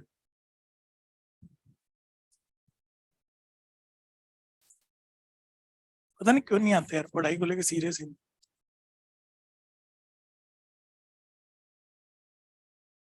यहाँ से भी गायब है अपना भाई, है ना? कौन? दूसरा पढ़ाऊं मैं? भाई मुझे 10 मिनट चाहिए इसको समझाने के लिए ना, आज बस यही समझाऊंगा, एक्स्ट्रा कुछ नहीं पढ़ेंगे ना। भाई 10 मिनट और फिर मोबाइल चला सकता है तो। सुनो, इधर देखो, इधर एक बार रुक जाओ यार, कहानियां है देखो, कुछ भी नहीं हो रहा है ना, प्लीज लिखना बंद, प्लीज प्लीज रुक जाओ। रुक गए? अपन पढ़ रहे हैं डार्विनिज्म। पहला पॉइंट क्या था? Over production. Second was struggle for existence. कुछ याद है क्या? भाई यार रिवाइज करो, देखो तुम आ रहे हो मतलब तुम थोड़े सिंसियर हो, पढ़ाई को लेकर रिवाइज करते रहो, है ना। नेक्स्ट पॉइंट पे शुरू करते हैं। नेक्स्ट बात है वेरिएशन इन हेरिडिटी। इसको समझने से पहले एक कहानी सुननी पड़ेगी, है ना। ये बताओ, जिराफ याद है, जिराफ? उसको समझाने का तरीका लेमार्क का अलग था। डार्विन की थ्योरी अगर उसमें पुट करे तो क्या होनी चाहिए, मैं बताता हूँ आपको, है ना। इन्होंने समझाया नहीं समझाया उसका मतलब नहीं, इनकी थ्योरी के हिसाब से क्या होना चाहिए। इनकी थ्योरी के हिसाब से पहले से दोनों टाइप के जिराफ थे, पहले से दोनों, लॉन्ग नेक भी था, शॉर्ट नेक भी था। कहां से आया, वहीं तो फंस गए, नहीं समझा पाए कहां से आया, मगर पहले से दोनों थे। अब हुआ क्या, कंडीशन अपन अपने हिसाब से डिसाइड करें। तो अपन ने कंडीशन डिसाइड की, छोटे पौधे नहीं है, सिर्फ बड़े वाले पेड़ है। अरे है, बताओ किसके सर्वाइवल के चांस ज्यादा? Long neck. पहले शॉर्ट नेक की बात करते हैं, बताओ उसको खाना मिलेगा? खाना नहीं मिलेगा तो सर्वाइवल के चांस कम। बताओ उसके मरने के चांस बढ़ गए। अगर सर्वाइव ही नहीं करेगा तो रिप्रोड्यूस कहां से करेगा, और रिप्रोड्यूस नहीं करेगा तो बच्चे कम पैदा होंगे, होंगे नहीं। अरे सही। तो धीरे धीरे दुनिया से उसका जीन गायब होता जाएगा, तो छोटी नेक वाले का जीन दुनिया से गया। अरे गया। लॉन्ग नेक, बताओ उसको खाना मिलेगा, पहले सरवाइव करेगा, उसके बाद रिप्रोडक्शन के चांसेस ज्यादा, प्रोजेनी ज्यादा। बताओ उसका जीन नेक्स्ट जनरेशन में जाएगा सेम या वेरिएशन के साथ? वेरिएशन तो जरूरी है, क्रॉसिंग ओवर। तो बताओ उसका जीन आज भी दुनिया में बचा हुआ है, इसलिए धीरे धीरे सारे क्या हो गए, लॉन्ग नेक, लॉन्ग नेक हो गए। बताओ कहानी समझ में आई, है ना। तो मुझे एक बात बताओ भाई, थोड़ा दिमाग लगाना होगा ना, ठीक है। हम सबकी बात करें, अपन सबकी, पूरी दुनिया में जितने लोग हैं, बताओ सब अपने पेरेंट्स से ही तो डिराइव हुए। तो सबके अंदर जो जीन है, बताओ पेरेंट्स से आए हैं, सेम आए या वेरिएशन के साथ? तो मैं ये बोल सकता हूँ कि हम सब में इनबिल्ट वेरिएशन है। अरे है। किसके कंपैरिजन में? हमारे पेरेंट्स के कंपैरिजन में। और ये कौन सी वजह से आया? Crossing over. पक्का याद रहेगा? अब पढ़ो, देखो कितना आसानी समझ में आएगा ना। तो डार्विन का अगला पॉइंट था वेरिएशन एंड हेरिडिटी। पक्का? इनको नाम नहीं पता था, मगर इन्होंने बात वही बोली थी। क्या वो छोड़ो, ये पढ़ो। All organisms have inbuilt variation. बताओ सही बात। कहां से है वेरिएशन? पेरेंट्स से आए। किसके थ्रू आए? Crossing over. ये नाम इनको नहीं पता था, मगर ऐसा होता है ना। अब भाई देखो, दिमाग चलाना थोड़ा चलाओगे। एक गिवन सेट ऑफ कंडीशन, यानी कि बड़े वाले पेड़ है, छोटे वाले पेड़ नहीं है, और अपन जिराफ की बात करें ना, ठीक है। दो प्रकार के वेरिएशन होते हैं, बताओ, यूजफुल एंड, यूजफुल का नाम, हार्मफुल का। तो ये जो कंडीशन है बड़े वाले पेड़ वाली, ये बताओ इसमें लॉन्ग नेक यूजफुल है या शॉर्ट नेक? तो लॉन्ग नेक कौन सी कैटेगरी में आएगा? अडेप्टिव। शॉर्ट नेक, इसके सर्वाइवल के चांस ज्यादा या कम? ये तो मर जाएगा। इसके सर्वाइवल के चांस ज्यादा। क्यों? क्योंकि रिसोर्स यूटिलाइजेशन बेटर होगा। बताओ अच्छे से खाना खा पाएगा। मैं रिपीट करूं, दुनिया में जितने भी लोग हैं उनमें इनबिल्ट वेरिएशन है, या तो उस कंडीशन के लिए वो यूजफुल है या तो हार्मफुल है। हार्मफुल है तो सर्वाइवल के चांस कम, यूजफुल है तो सर्वाइवल के चांस। क्यों? Resource utilisation better. बताओ अच्छे से खाना खा पा रहा है? समझ में आई? यहां तक बात समझ में आई? पक्का? अगला पॉइंट इसी का कनेक्शन है, अपन अलग करके पढ़ेंगे उसको। पढ़ेगा, हेडिंग पढ़ो। इसी का नाम सर्वाइवल ऑफ द फिट है। पता है ना इसका मतलब? गिवन सेट ऑफ कंडीशन में कौन सर्वाइव करता है। तो एक बार पूरी कहानी बनाते हैं ना। जितने ज्यादा अडेप्टिव वेरिएशन होंगे, अडेप्टिव बोले तो यूजफुल, बोलते जाना, चुप मत बैठना। जितने ज्यादा अडेप्टिव वेरिएशन होंगे, बताओ सर्वाइवल के चांस ज्यादा या कम? अगर सर्वाइव कर गया, बताओ उसका क्या हो गया, नेचुरल। तो बताओ उसको रिप्रोडक्शन के मौके ज्यादा मिलेंगे। प्रोजेनी ज्यादा होगी, क्या कहलाएगा? मोर फिट। और सीधी सी बात बताऊं, अकॉर्डिंग टू डार्विन फिटनेस का सिर्फ एक मतलब है, रिप्रोडक्टिव फिटनेस। अब एक बात सुनना भाई, थोड़ी सीरियस बात है ना। एनसीईआरटी पढ़ने से कभी कभी ऐसा लगता है इसको मोर फिट बोला है, कभी ऐसा लगता है इसको मोर फिट बोला है, मगर इससे प्रूव हो जाता है इसी को बोला होगा ना, पक्का। और एनसीईआरटी की एक और लाइन है, पूरा पढ़ो। Fitness is the end result of ability to adapt and get selected by. इसमें फिट करके दिखाता हूँ आपको, इधर देखो इधर, ओ भाई इधर। Fitness is the end result of ability to adapt and get selected by nature. बताओ फिट बैठ रही है? लगा के देख लो। Fitness is the end result of, fitness is the of ability to adapt and get selected by nature. बताओ वो दोनों लाइनें इसको प्रूव कर रही है। सिंपल है। अब आती है एक समझने की चीज, ये जितने भी वेरिएशन है ये हेरिटेबल होने चाहिए। क्यों? अगर हेरिटेबल नहीं हुए तो उस ऑर्गेनिज्म को तो फायदा हो जाएगा, उसके बच्चों को फायदा नहीं होगा। बताओ ये अच्छी चीज है, बच्चों में भी तो जानी चाहिए। तो बहुत ही महत्वपूर्ण बात, adaptive variation should be heritable. बच्चों में जाने जरूरी है, तभी तो उनको फायदा होगा। नहीं तो आप सोचो, एक जनरेशन की गर्दन लंबी होती है, अगली में जाता ही नहीं, तो बताओ एक्सटिंक्ट हो जाते हो। तो अगली में जाना चाहिए ना, इसलिए दे शुड बी हेरिटेबल। यहां तक की कहानी समझ में आई क्या? किसी को चश्मा ठीक कराना हो तो तोड़ लिया चश्मा, बैठे बैठे कर रहा है तो पता नहीं क्या खेल रहा है, मेरा भी ठीक कर दे। पढ़ ले यार, बाद में ठीक करेंगे, भाई चिपकाएंगे इसको थोड़ी देर बाद, है ना। आवाज तो आ रही है बिना चश्मे के? सुन फिर इधर देखो, पढ़ो भाई पढ़ो।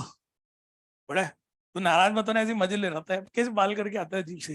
हेलमेट लगाता है, गाड़ी से आ रहा है, अपने आप ही हो जाते हैं, मेरे तो नहीं हुए। चलो भाई नेक्स्ट पढ़ते हैं ना, मगर सही लगते हैं तेरे पे, सूट करते हैं ना। नेक्स्ट पॉइंट बात है, नहीं नहीं सही लग रहा है, मजाक नहीं है ना। चलो भाई नेक्स्ट पॉइंट बोलूं मैं, ये पर्सनल चॉइस होती है, जैसे रहना हो रहा में क्या फर्क पड़ता है ना। मैं तो ऐसे मजाक कर रहा था मूड लाइट करने के लिए। नेक्स्ट आता है फॉर्मेशन ऑफ न्यू स्पीशीज। ये बताओ, हर जनरेशन में थोड़े थोड़े वेरिएशन अक्यूमुलेट होते जा रहे हैं। तो आज की जो पेरेंट जनरेशन है और 1000 साल बाद अगर जो बनेगी उससे आप कंपेयर करोगे, बताओ दोनों बिल्कुल अलग दिखेगी। तो अपन क्या बोलेंगे, नई स्पीशीज बन चुकी है। तो देखो, variation accumulate over generation and form new species. Theory खत्म। अब डार्विन साहब की बातें करते हैं ना। दिमाग में एक चीज फिट रखना, क्रॉसिंग ओवर। नाम नहीं लूंगा मगर मैं समझाऊंगा वही, है ना। डार्विन साहब के साथ दिक्कत जेनेटिक्स की नॉलेज नहीं थी, प्लस पॉइंट दिमाग बहुत तेज था। तो बिना जेनेटिक्स की नॉलेज के भी एकदम सही दिशा में जाते थे। देखो इन्होंने क्या कहा, इन्होंने कहा जो भी वेरिएशंस होते हैं ना, स्मॉल और ग्रेजुअल होते हैं। कैसे होते हैं? छोटे छोटे होते हैं और धीरे धीरे आते हैं ना। बताओ याद करो, वेरिएशन क्रॉसिंग ओवर में ऐसा ही तो होता है, हर जनरेशन में थोड़े थोड़े आते हैं और ग्रेजुअली आते हैं ना। दूसरा इन्होंने वर्ड यूज किया था, पढ़ो। इसको समझने के कई तरीके हैं, तो मैं आसान तरीके से समझाता हूँ, है ना। हॉर्स याद है? Horse, excuse me Mary please equal. Nature ने डिसाइड किया हॉर्स की हाइट बढ़ानी है, तो बताओ डायरेक्शन फिक्स हो गया। अब इवोल्यूशन इसी दिशा में होगा, हाइट बढ़ेगी। तो याद करो, हर जनरेशन में थोड़ी थोड़ी हाइट, ऐसा कि रात तो रात इतना लंबा पैदा हो गया, नहीं ये तो धीरे धीरे बढ़ रही है, तो डायरेक्शन फिक्स हो गया। होमोसेपियन जब बने तो डायरेक्शन फिक्स हो गया, इनके फ्रंटल लोब को बड़ा करना है, एडवांस करना है, because intelligence knowledge is related to frontal lobe. अरे याद है क्या? डायरेक्शन फिक्स हो गया, हर जनरेशन हो गया, गुड। तो हर जनरेशन में न्यूरॉन बढ़ते जा रहे हैं, सल्काए गा रहा है, बढ़ते जा रहे हैं। ये तो डायरेक्शन समझ में आ रहा है। जब अपन म्यूटेशन पढ़ेंगे ना, वो डायरेक्शन लेस होगा, उसमें कुछ भी हो सकता है। किसी में ब्रेन ज्यादा एडवांस, किसी में ब्रेन ही नहीं है, किसी में इतना बड़ा ब्रेन है, किसी में काम कर रहा है, किसी उसमें कुछ भी हो सकता है, इसमें फिक्स होता है ना। तो बताओ ये 3 वर्ड समझ में आए क्या? किसने दिए थे? डार्विन। एक और चीज समझो, दिमाग लगाओ। डार्विन के हिसाब से जो वेरिएशन थे हर जनरेशन में लगातार आ रहे थे, तो बताओ ये कंटिन्यूअस होगा या डिसकंटिन्यूअस? तो ये वर्ड में लिखा नहीं है, आगे लिखेंगे इसको, है ना। मुझे तो यहाँ तक की कहानियां क्लियर है, पक्का सिंपल। अब कुछ एक्स्ट्रा चीज है, डार्विन ने भाई बहुत सारी थ्योरी और दी होगी, ऑब्वियस बात है, हमारे सिलेबस में है नहीं। एक दो के नाम अगर याद हो तो कर लेना, क्योंकि मॉड्यूल में है, नहीं हो तो घबराने की जरूरत नहीं है ना। बोलो एक बार। पहली थ्योरी दी थी सेक्सुअल सिलेक्शन। अब देखो थोड़ा जिम्मेदार नागरिक की तरह समझना भाई, है ना, हंसी वसी नहीं, मजाक नहीं, ठीक है। एक चीज आपने ऑब्जर्व की होगी, अगर डिस्कवरी वगैरह देखते हो, जो मेल एनिमल होता है ना, हमेशा वो फीमेल एनिमल को अट्रैक्ट करता है, और फीमेल एनिमल डिसाइड करता है कि किसके साथ मीटिंग करनी है। बताओ सही बात है? मोर का एग्जाम्पल लेते हैं, बताओ सुंदर वाला कौन होता है, मेल या फीमेल? वही तो डांस करता है। बाकी जो बर्ड्स होते हैं उनमें जो मेटिंग कॉल जो गाना होता है मेल करते हैं। तो उन्होंने यही बात बोली, सेक्सुअल सिलेक्शन एक थ्योरी दी, बोले नेचर में से फीमेल के पास पावर होता है मेटिंग पार्टनर को सेलेक्ट करने का। बताओ बात तो सही है? समझा नहीं पाए, और लोग इनके अगेंस्ट में आ गए, बोले मेल के पास पावर क्यों नहीं होता है, समझाओ ये सब दिक्कत है। तो यहाँ से इनका क्रिटिसिज्म होना शुरू हुआ है ना। अब पता है, हम अगर दिमाग लगाए तो अपन समझा सकते हैं, एक बार दिमाग लगाते हैं ना। हमारे अंदर जीन होते हैं, दिखते हैं क्या? अरे जीन दिख रहे हैं क्या? उनका एक्सप्रेशन दिखता है ना।